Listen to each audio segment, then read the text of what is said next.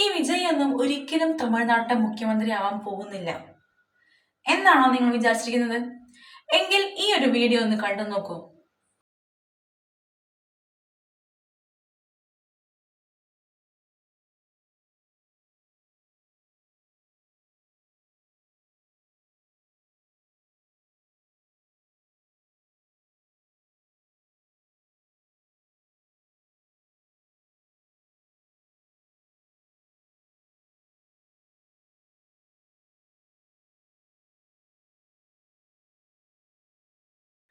ഒട്ടും ആളുകൾ കൂടില്ല എന്ന് വിചാരിച്ച് DMK സർക്കാർ, ഇപ്പോൾ ഭരണം നടത്തിക്കൊണ്ടിരിക്കുന്ന സർക്കാർ അനുവദിച്ചു കൊടുത്തിട്ടുള്ള സ്ഥലത്താണ് 2 ദിവസം മുമ്പ് വിജയ് സമ്മേളനം വിളിച്ചു കൂട്ടിയിരുന്നത്. പക്ഷെ ആരെയും അതിശയിപ്പിക്കുന്ന രീതിയിൽ ജനസാഗരമാണ് വിജയ് എന്ന ആ ഒരു മനുഷ്യനെ കാണാൻ വേണ്ടിയിട്ട് ഒഴുകി അവിടെ എത്തിയിരുന്നത്. ഇതിലൂടെ തന്നെ നമുക്ക് മനസ്സിലാക്കാൻ പറ്റും എത്ര തമിഴ്നാട്ടുകാരുടെ മനസ്സിലാണ് വിജയ് കുടിയിരിക്കുന്നത് എന്നുള്ളത്. അതുകൊണ്ട് തന്നെയാണ് എൻ നെഞ്ചിൽ കുടിയിരിക്കും മക്കളെ എന്ന് പറഞ്ഞിട്ട് അഭിസംബോധന ചെയ്ത് വിജയ് എല്ലായിടത്തും സംസാരിക്കാറുള്ളത്. സത്യമാണത്. വിജയ് എന്ന് പറയുന്ന നായക നടനെ സമൂഹം, തമിഴ്നാട് നെഞ്ചിലേറ്റിയാണ് കൊണ്ടു നടക്കുന്നത്. അതിന് ഇതിലും വലിയൊരു ഉദാഹരണം വേറെ വേണ്ട. അല്ലെങ്കിൽ നിങ്ങൾ തന്നെ ഒന്ന് ആലോചിച്ച് നോക്കൂ. കരൂരിലെ ആ ഒരു സ്റ്റാമ്പേഡ് നടന്നതിനെ തുടർന്ന് പേടിച്ചിട്ട് ആരെങ്കിലും വിജയുടെ ഈ ഒരു സമ്മേളനത്തിൽ പങ്കെടുക്കും എന്ന് നിങ്ങൾക്ക് തോന്നിയിട്ടുണ്ടോ? ഇല്ല. വിജയ് ഒതുങ്ങിപ്പോയി, വിജയ് ഇപ്പൊ കാണാനില്ല, അങ്ങനെയായിരുന്നു പലരും സംസാരിച്ചിരുന്നത്. പലരും അങ്ങനെയാണ് വിചാരിച്ചിരുന്നത്. പക്ഷെ അങ്ങനെയല്ല.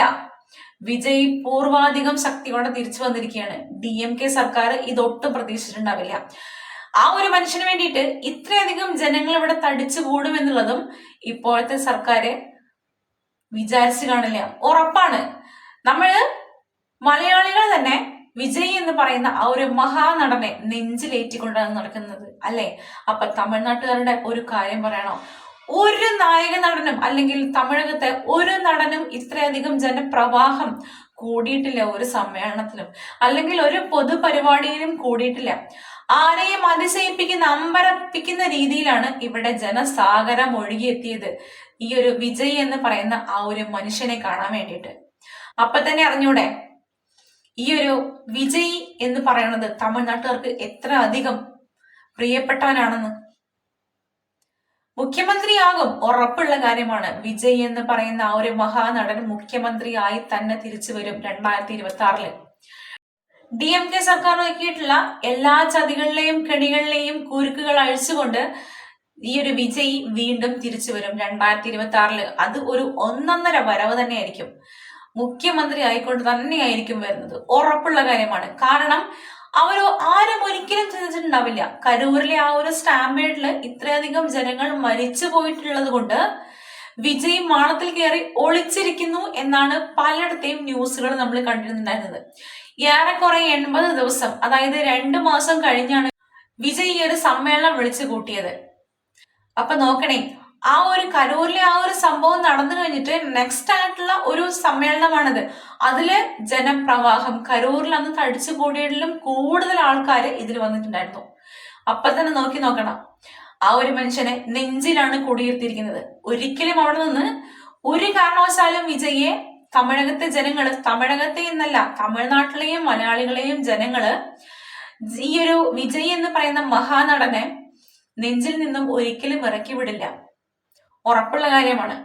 പിന്നെ എനിക്ക് പറയാനുള്ളത്, ഈ ഒരു സർക്കാര് മനുഷ്യരുടെ ജീവിതത്തിൽ മണ്ണ് വാരിയിട്ട് അവരുടെ വിയർപ്പിനെ കൈയിട്ട് വാരി തിന്നുന്ന ഈ ഒരു സർക്കാരിനെ വിശ്വസിക്കുന്ന ജനങ്ങള് ഒന്ന് ചിന്തിക്കുക.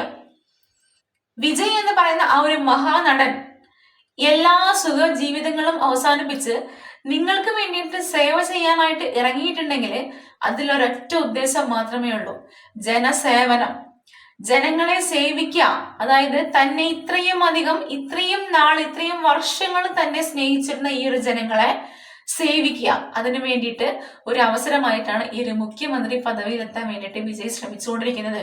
കൂടെ നിൽക്കുക, കൂടെ നിന്ന് ആ മനുഷ്യനെ വിജയിപ്പിക്കുക. അതിന്റെ ഗുണങ്ങൾ നിങ്ങൾക്ക് വഴിയെ വന്നുകൊണ്ടേയിരിക്കും, ഉറപ്പുള്ള കാര്യമാണ്.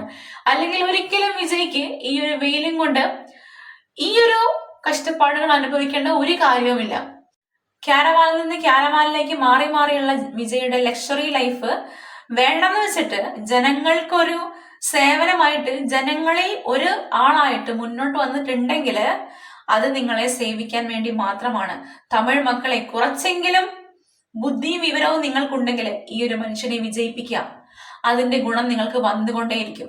ഉറപ്പുള്ള കാര്യമാണത്. അപ്പം എന്തായാലും ഈ ഒരു സമ്മേളനം കണ്ടപ്പം എനിക്ക് തോന്നിയിട്ടുള്ള കുറച്ച് കാര്യങ്ങളാണ് ഞാനിവിടെ പറഞ്ഞിട്ടുള്ളത്. സത്യസന്ധമായിട്ട് എന്റെ മനസ്സിൽ വന്നിട്ടുള്ള കുറച്ച് കാര്യങ്ങളാണ്.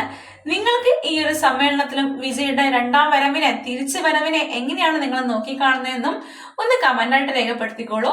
അപ്പം എന്റെ ചാനലിലെ വീഡിയോസ് ആദ്യമായിട്ട് കാണുന്ന ആൾക്കാരാണെങ്കിൽ ചാനൽ ഒന്ന് സബ്സ്ക്രൈബ് ചെയ്യാനും സപ്പോർട്ട് ചെയ്യാനും മറക്കരുത്. അപ്പം എന്തായാലും പുതിയൊരു വീഡിയോ ആയിട്ട് കാണുന്നതായിരിക്കും. ബൈ.